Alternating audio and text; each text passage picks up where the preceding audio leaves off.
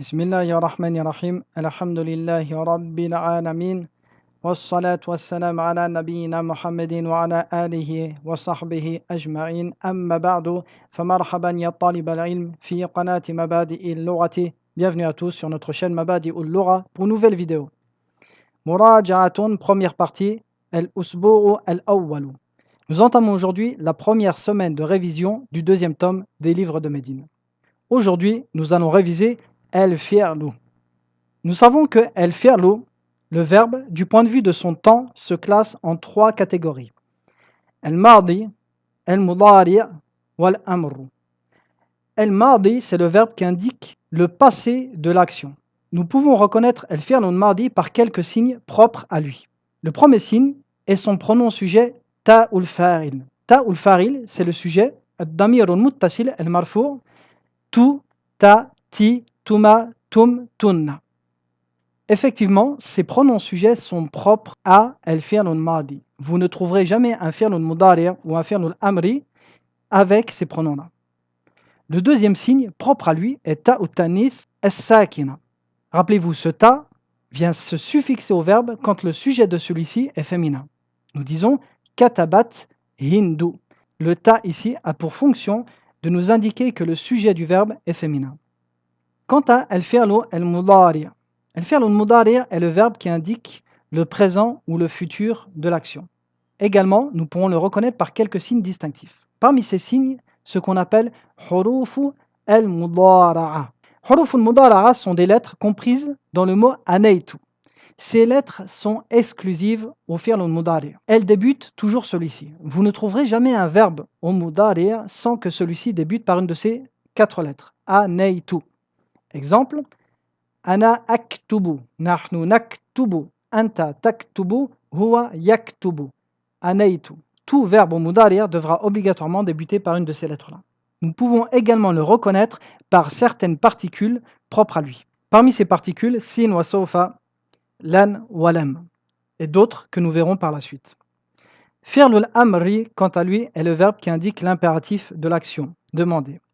Nous pourrons le reconnaître particulièrement par son contexte. Il indique toujours l'ordre ou la demande de l'action. Et également par un nun tawkid qui pourra se suffixer à lui.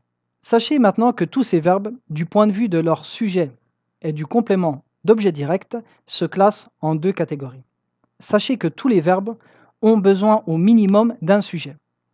Vous ne trouverez jamais un verbe dans la langue arabe sans que celui-ci ait un sujet ou ce qui le remplace. Ensuite, certains de ces verbes se contenteront de ce sujet pour que leur sens soit complet. Donc, au minimum, le verbe aura toujours besoin d'un sujet.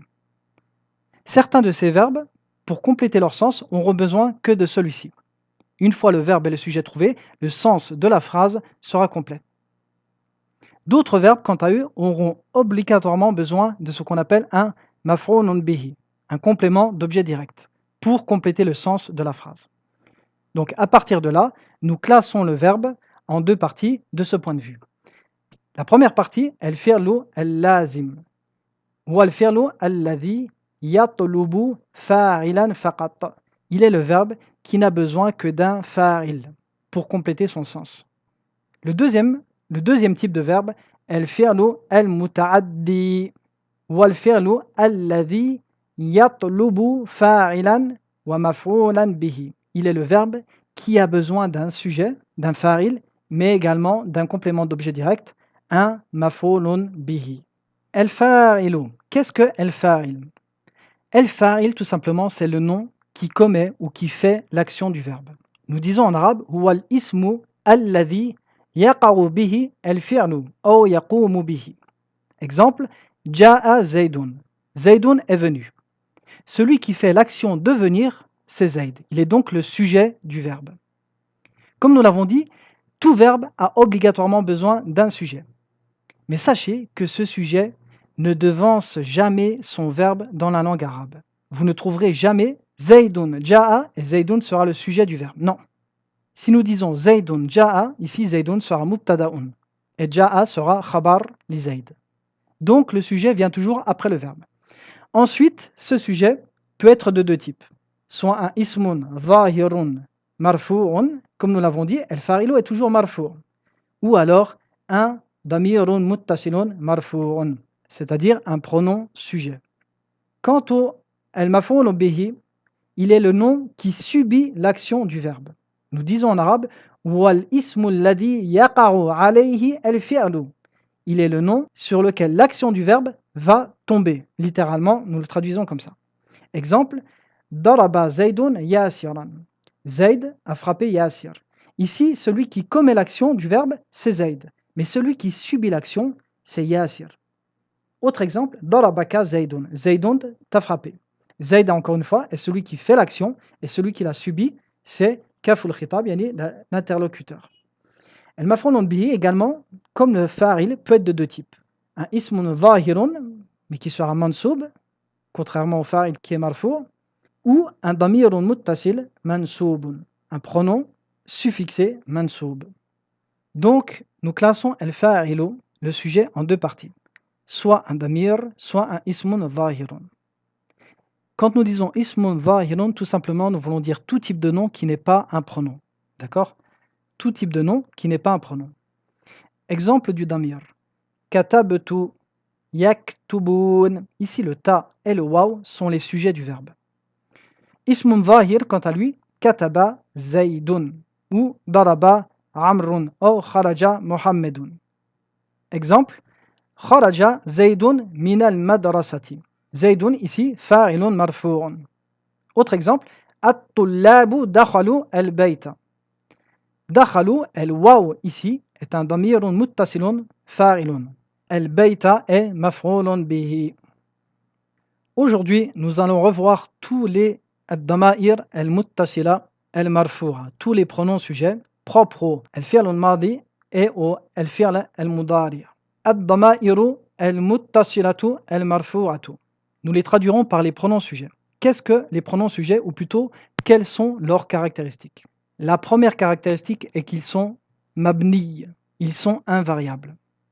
Qu'est-ce que ça veut dire? Ça veut dire que leur harakat de terminaison ne changera jamais, peu importe le contexte. Deuxième caractéristique, ces pronoms sont propres au verbe. Ils seront toujours fa'ilun. Vous ne trouverez jamais ces pronoms utilisés dans un autre contexte que fa'il. C'est pour ça que nous les appelons également pronoms sujets. Troisième caractéristique, chaque temps de verbe a ses propres pronoms. Certains pronoms se retrouvent dans les trois temps, d'autres entre deux des trois temps, ou certains propres à chaque temps. Quatrième caractéristique, certains de ces pronoms peuvent être dans certains cas sous-entendus, inapparents, ce qu'on appelle mustatir. Ici, j'attire votre attention sur une chose. Nous disons de ces pronoms qu'ils sont marfoua. Ceci peut poser pas mal de problèmes de compréhension. Pourquoi? Car comme nous l'avons dit, al-raf'u est une appellation propre à l'i'rab, sauf que ces pronoms sont mabni, ils sont invariables. Et la définition de l'invariable, c'est le contraire total du variable, c'est-à-dire qu'il ne change pas de terminaison. Ce qui veut dire que la terminaison du pronom, en aucun cas, indique que ce nom est marfou' ou mansoub ou majrour ou ainsi de suite. Cette terminaison est juste une harakat pour différencier ce nom d'un autre nom, d'accord? Alors pourquoi dire de ces pronoms qu'ils sont marfou'? Cette appellation marfou' fait référence à leur utilisation dans la phrase. Qu'est-ce que ça veut dire? Quel est le rôle de ces pronoms dans la phrase? Comme nous l'avons vu, leur fonction et leur rôle est toujours la même. Quelle est-elle? Le fait d'être sujet du verbe, c'est-à-dire qu'ils sont fa'ilun. La question alors est, quelle est la base du fa'il dans la phrase?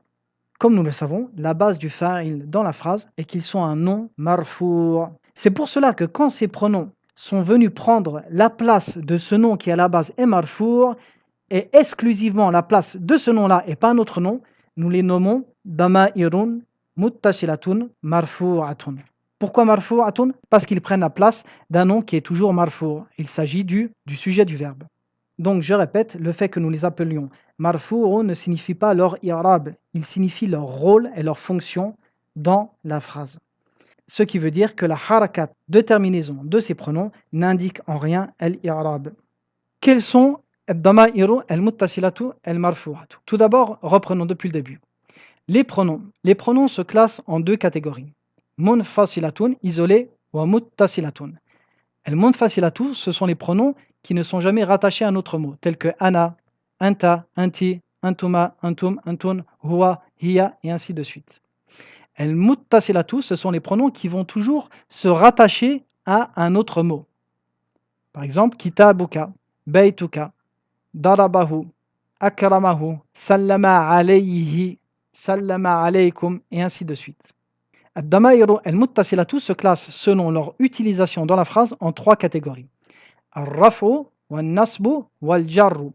Je rappelle encore, ici, il ne s'agit pas de leur i'rab, de leur terminaison.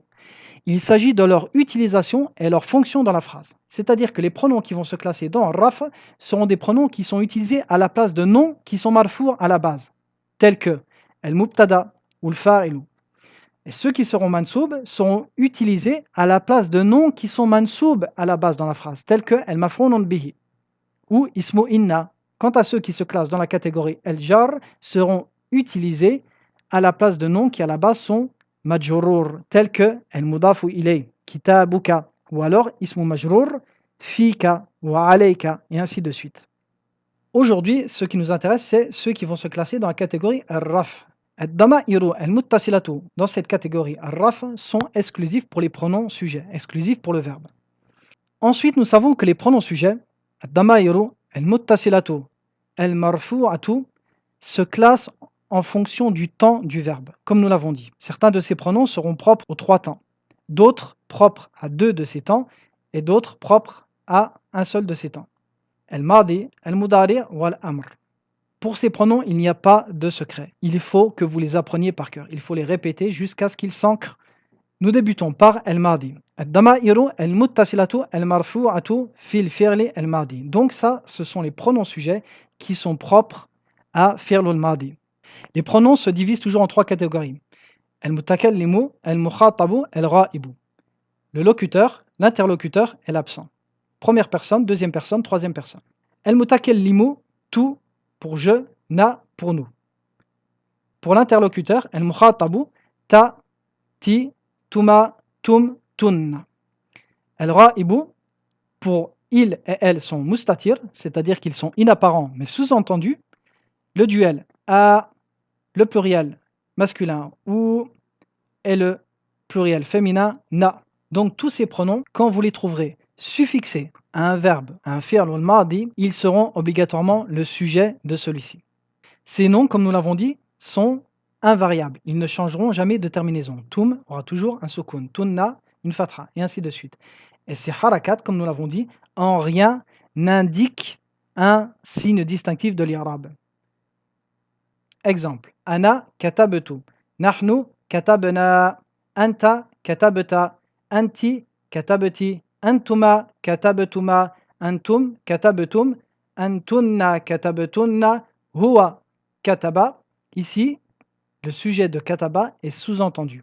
Il est un damir muttasilun marfour, mais il est sous-entendu. Il ne s'écrira pas. Il est, comme nous disons, mustatir. Hiya katabat. Pareil pour hiya. Son pronom est mustatir. Huma kataba, hum katabu, hunna katabna. Pour bien assimiler ces pronoms, je vous conseille de faire des lignes de conjugaison avec plusieurs verbes différents. Quant à ad-dama'iru al-muttasilatu al-marfu'atu lil-mudari'. Ici, les pronoms sujets pour le verbe au mudari'. Encore une fois, les pronoms se classent toujours en trois personnes. Al-mutakallimu, le locuteur, al-mukhatabu, l'interlocuteur, al-ra'ibu, l'absent. Pour al-mutakallim, les deux pronoms sont mustatir, c'est-à-dire qu'ils sont sous-entendus. Nous disons ana aktubu.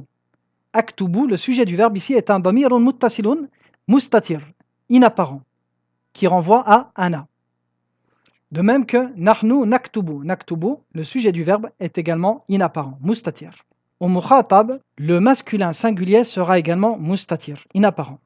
Au féminin singulier, le damir sera ya al-mukhataba. Au duel, aliful ithnain. Au masculin pluriel, wawu al-jama'ati. Et au féminin pluriel, nunu an-niswati. À la troisième personne, al-ra'ibu, pour il et elle, huwa wa hiya, les deux pronoms seront mustatir, sous-entendus. Au duel, le pronom sera toujours aliful ithnain. Au pluriel masculin, wawu al-jama'a, et au pluriel féminin, nunu an-niswati. Exemple, ana katabtu, au madi, au mudari', nous dirons ana aktubu. Ici, le sujet du verbe est un pronom damirun muttasilun mustatir. C'est un pronom suffixé inapparent. Attention, je répète, le sujet du verbe vient toujours après celui-ci, même s'il est sous-entendu. Nahnu katabna, nahnu naktubu.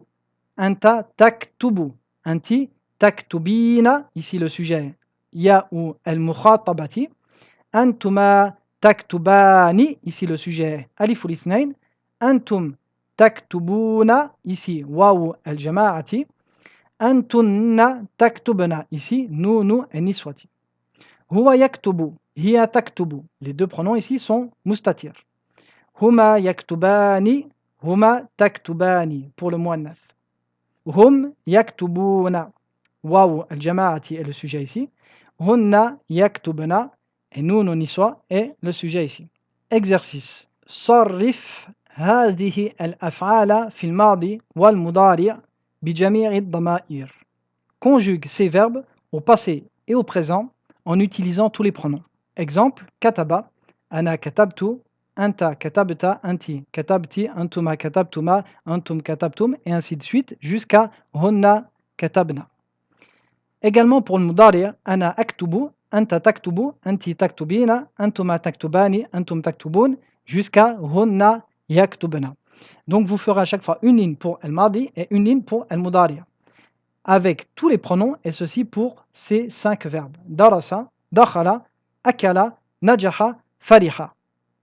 Et voici la première vidéo de révision qui s'achève. Je vous dis à très bientôt pour la prochaine vidéo de révision. Wa sallallahu ala nabiyyina Muhammadin wa ala alihi wa sahbihi wa sallam.